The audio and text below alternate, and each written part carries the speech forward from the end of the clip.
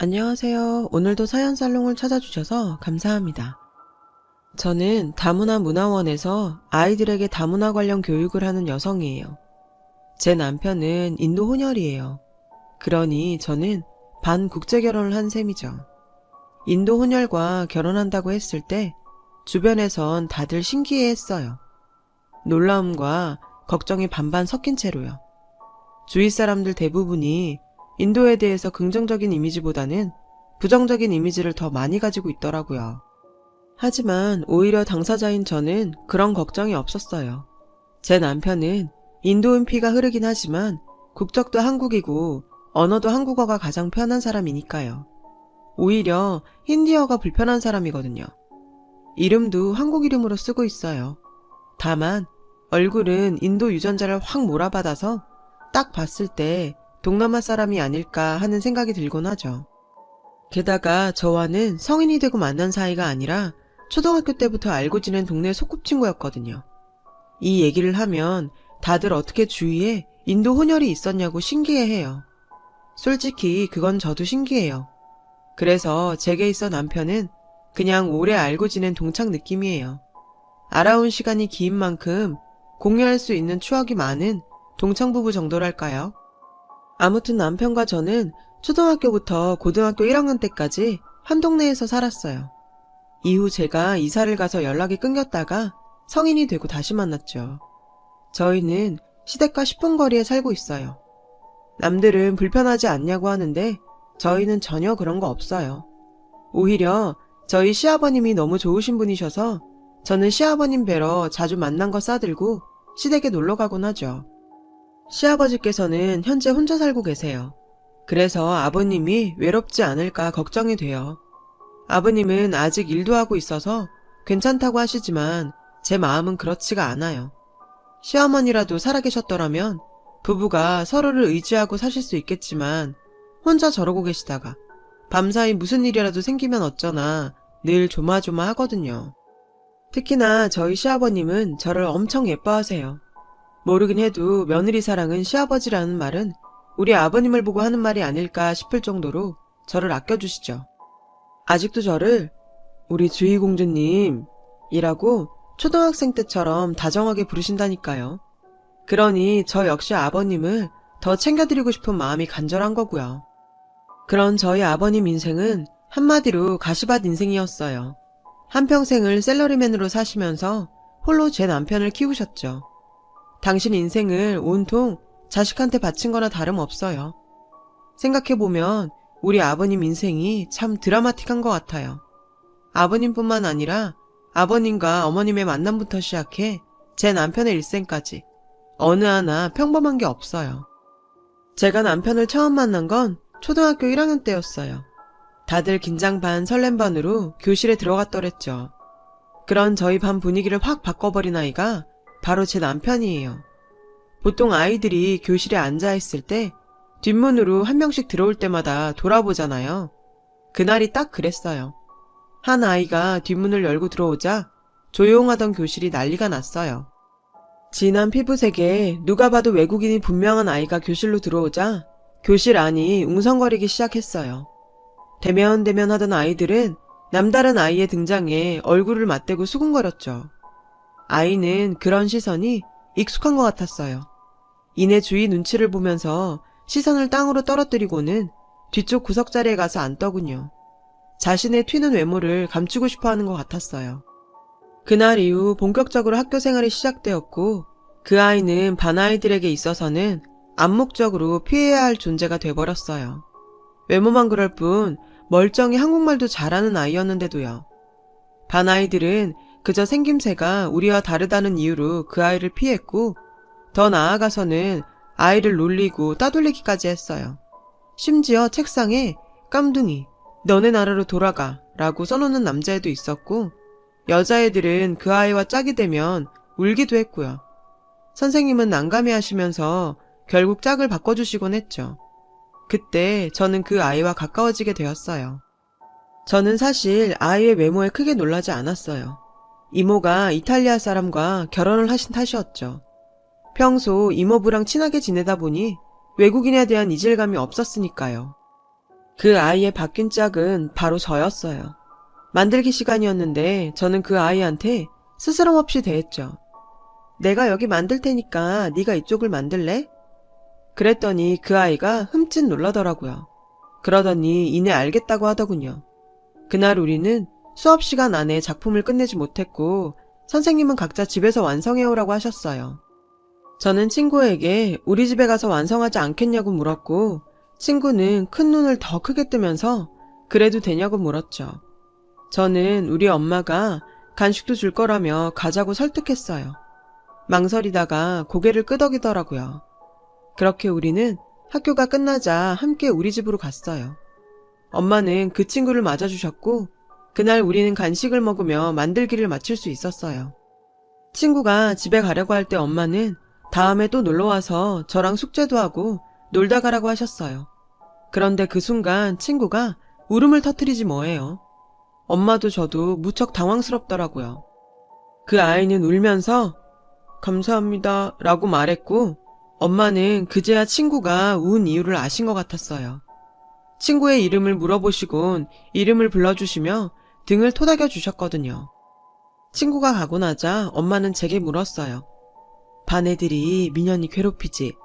제가 그렇다고 하자 엄마는 우리 친하게 지내고 놀아주자.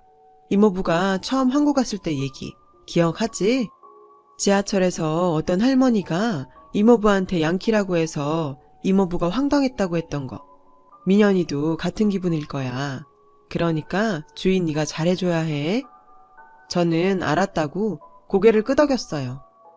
다음 날 학교에 갔더니 책상 서랍에 초콜릿과 함께 고마워라고 적힌 쪽지가 있었어요. 그날부터 우리는 친구가 되었어요. 여자애들은 왜 쟤랑 노냐며 저도 놀렸죠. 민현이랑 놀면 저도 까매진다나요? 전 혀를 차며 한마디 해줬어요. 야, 그럼 백인 피부 만지면 하얘지냐? 그러자 아이들은 꿀먹은 벙어리가 됐죠. 저는 한심하다는 듯 한숨을 쉬었어요. 그 일로 아이들은 저까지 피해 다니기 시작했지만 저는 상관없었어요. 어쨌든 민현이는 제 친구니까요. 민현이는 자기 때문에 저까지 피해를 본다고 미안해했어요. 저는 그럴 필요 없다고 했죠. 그랬더니 시간이 지나자 민현이도 더 이상은 그런 말을 하지 않았어요. 그렇게 친하게 지내던 어느 날 민현이가 자기 집에서 놀지 않겠냐고 묻더군요. 오늘 우리 아빠 회사 쉬는 날이라서 아빠가 맛있는 거 해주실 수 있대. 너 데리고 오라고 하셨어. 저는 알겠다고 했지만 속으로 왜 엄마가 아닌 아빠가 간식을 해주나 의아했어요. 민현이의 집은 방 2개짜리 작은 빌라에 살고 있었어요. 민현이 아빠는 저를 보자 반갑게 맞아주셨어요. 그 순간 저는 좀 놀랐어요. 글쎄 민현이 아빠가 한국인이더라고요. 그제야 민현이 엄마가 외국인이란 걸 알게 되었죠. 그런데 민현이 엄마는 어디에도 보이지 않더라고요. 혹시 방에 계신가 해서 두리번거렸는데 방에도 안 계시더라고요. 드디어 민현이 아빠가 간식을 만들어 오셨어요. 솜씨가 정말 좋으셨어요. 아저씨는 씩 웃으시며 그러셨죠. 내가 민현이 밥 해먹이고 살다 보니 이렇게 됐어. 밥을 아저씨가 한다는 얘기에 더욱 민현이 엄마가 궁금해졌어요. 엄마는 어디 계신지 묻고 싶은 마음이 굴뚝 같았지만 왠지 예의가 아닌 것 같아서 꾹 참았죠. 그날 아저씨는 제 손까지 꼭 잡아주시며 민현이랑 친구해줘서 정말 고마워. 주희라고 했지? 앞으로 자주 놀러와. 아저씨가 더 맛있는 거 많이 해줄게. 라고 하셨어요.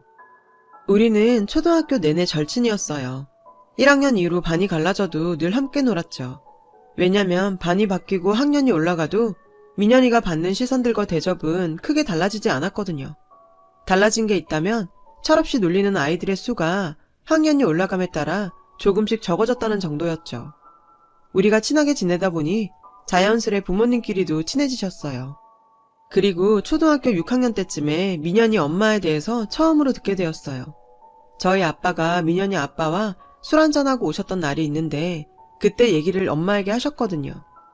민현이 엄마는 인도인이라고 했어요. 아저씨가 젊었을 때 인도 쪽 회사에 파견 근무를 나갔었는데 그때 만났고 사랑에 빠지셨다고요. 인도 여자는 대부분 중매 결혼을 하기 때문에 집안에 반대가 심했대요. 결국 민현이 엄마가 짐을 싸들고 나왔고 그렇게 두 분이 같이 한국으로 왔다고 하더라고요. 영화 같은 러브스토리죠.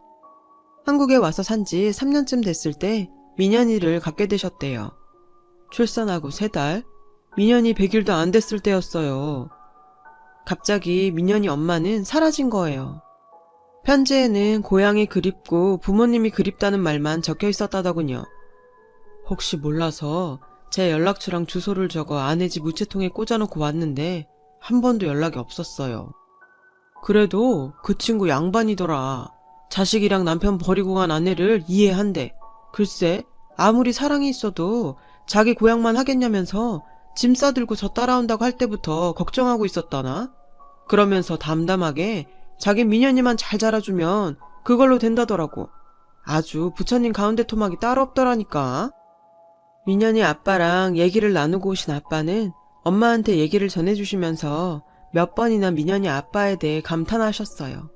같은 남자로서 존경스러울 정도라고요. 그러니까 민현이는 엄마를 한 번도 본 적이 없는 거였어요. 아기 때는 민현이 고모랑 친할머니가 키우는 걸 도와주셨대요. 얘기를 듣고 나니 친구가 불쌍했어요. 그래서 민현이 앞에서 민현이 엄마에 대한 얘기는 한 번도 꺼낸 적이 없어요. 괜히 꺼냈다가 상처를 줄 수도 있을 것 같았거든요.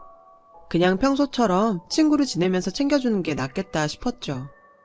그렇게 우리는 중학교까지는 같이 졸업을 했는데 고등학교에 입학하기 전 저희 가족이 이사를 가게 되었어요.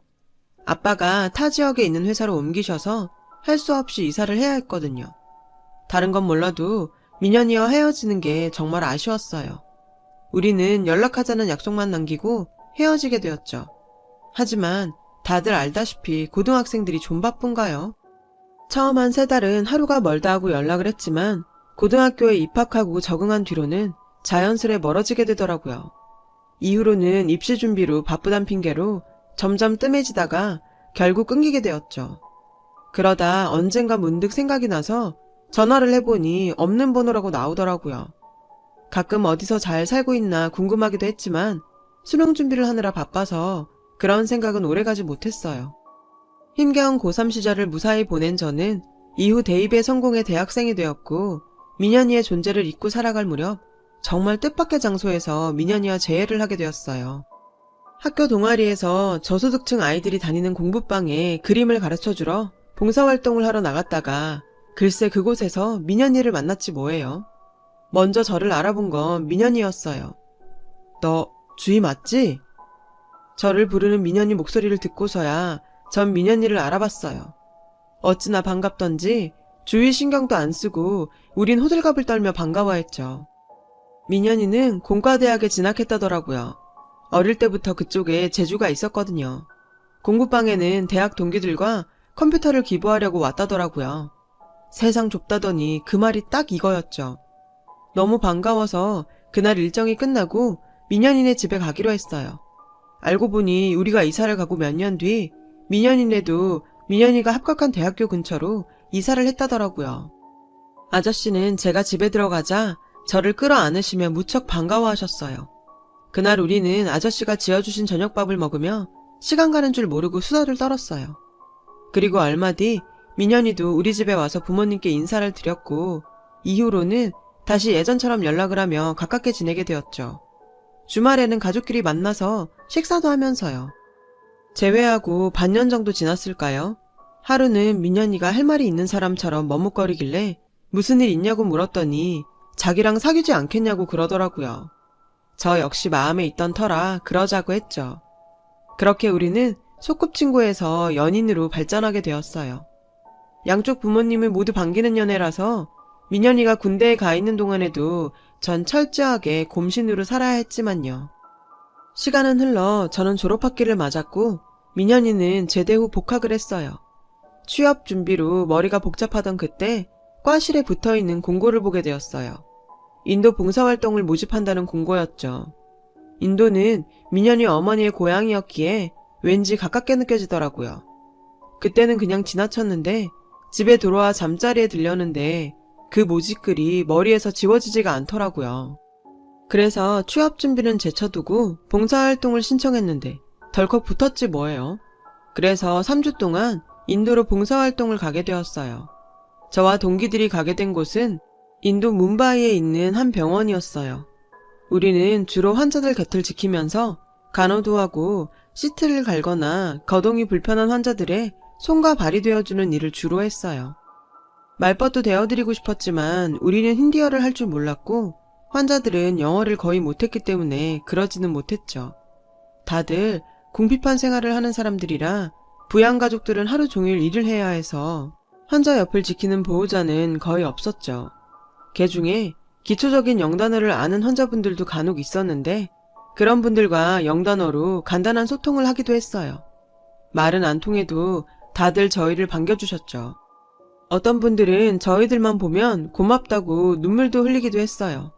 그럴 때마다 그분들께 큰 도움이 되지 못하는 처지라 괜히 죄송하고 마음이 짠하기도 했고요.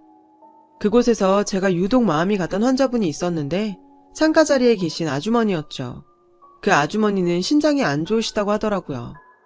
그 아주머니는 그나마 다른 분들에 비해 영어 소통이 되는 분이어서 간단한 영어로 대화를 나눌 기회가 많았어요.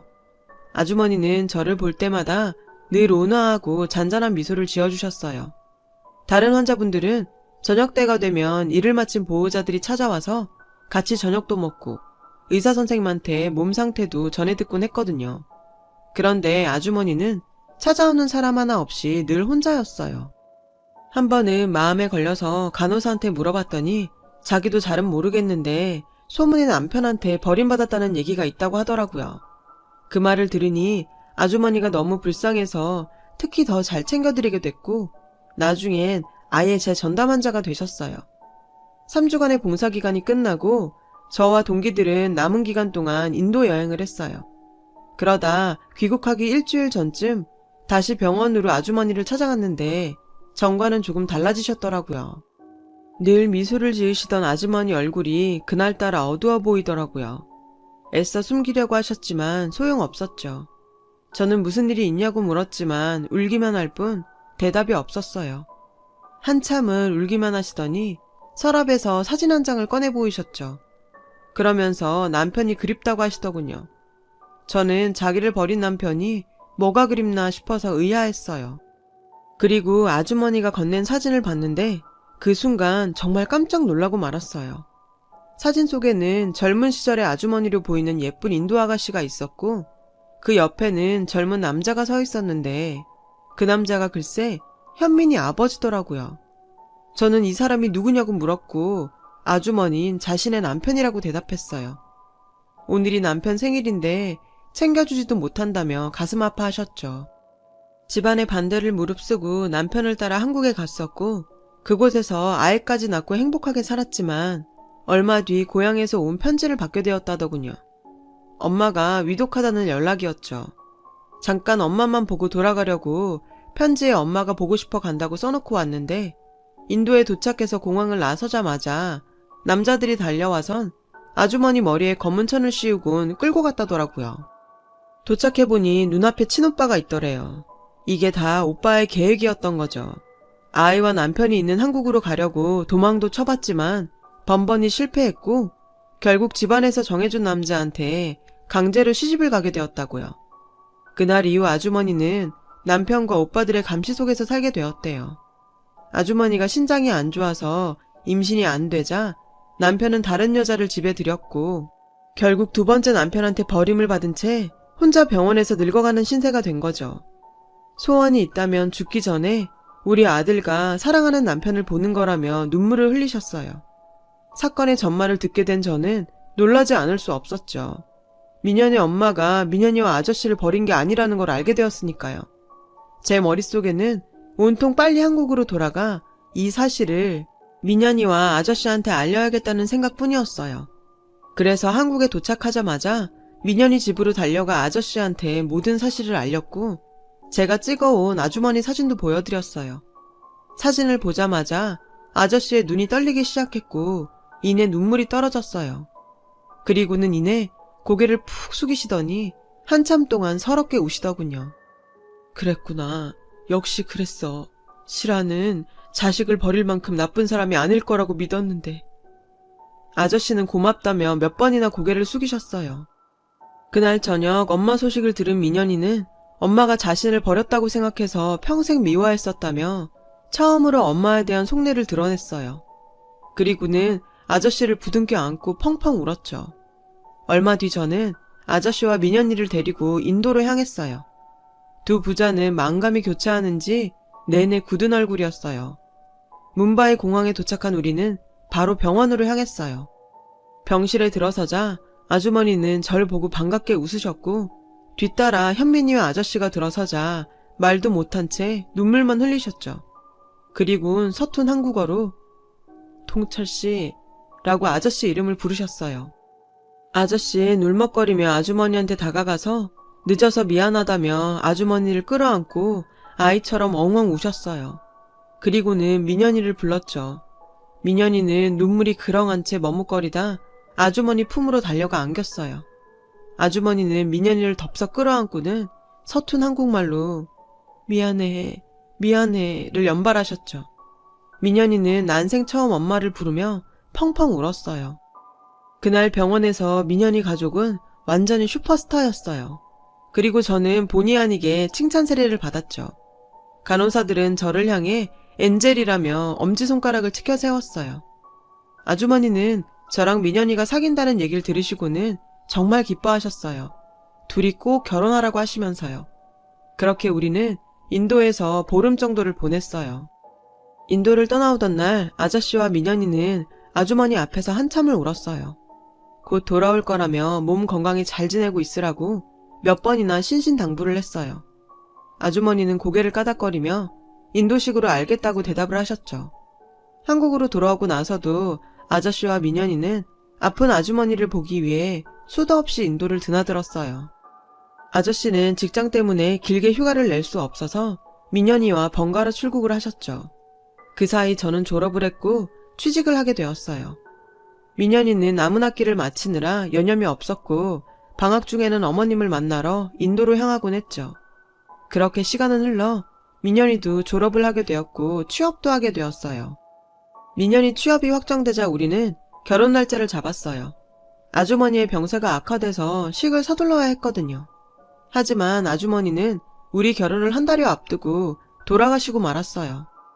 유골은 어렵게 한국으로 모셔왔고 납골당에 안치했어요. 오랜 이별에 비해 너무도 짧은 만남이었기에 모두들 가슴 아파했죠. 주희 덕분에 그래도 이 사람 마지막이 행복했을 거야. 주희야, 정말 고맙다. 납골당에서 돌아오던 날 아저씨는 제 손을 꼭 잡고 몇 번이나 고맙다는 말을 하셨어요. 그리고 며칠 뒤 집으로 저를 불러 가방 하나를 주시더군요. 그 안에는 아주머니께서 제게 남긴 선물이 들어있었어요. 인도 전통 훌레복과 아주머니가 쓰시던 보석과 장신구였죠. 실아가 주는 결혼 선물이야. 네가 받아주었으면 좋겠다. 저는 그것들을 보는데 눈물이 왈칵 쏟아졌어요. 민현이는 그런 저를 달래며 그러더군요. 비록 짧았지만 엄마와 보낸 시간은 내 인생의 가장 소중한 순간으로 기억될 거야. 모든 게 네 덕분이야. 고마워. 엄마가 원한 대로 우리 행복하게 살자. 그리고 아주머니의 바람은 정말 이루어졌어요. 우리 부부는 세상 그 누구보다 행복한 시간을 보내고 있으니까요. 사랑하는 남편과 며느리밖에 모르는 시아버지. 제게는 누구보다 든든한 두 남자가 있으니 아무 걱정 없거든요. 앞으로도 지금의 이 마음 변치 않고 살아갈 거예요. 하늘에서 내려다보실 시어머니를 위해서라도요. 제 긴 사연을 들어주셔서 감사드려요. 여러분의 가정도 평안하시길 바래요. 여러분, 사연 댓글에 응원과 현명한 조언 부탁드려요. 좋아요와 구독은 저에게 큰 힘이 됩니다. 오늘도 좋은 일 가득하세요.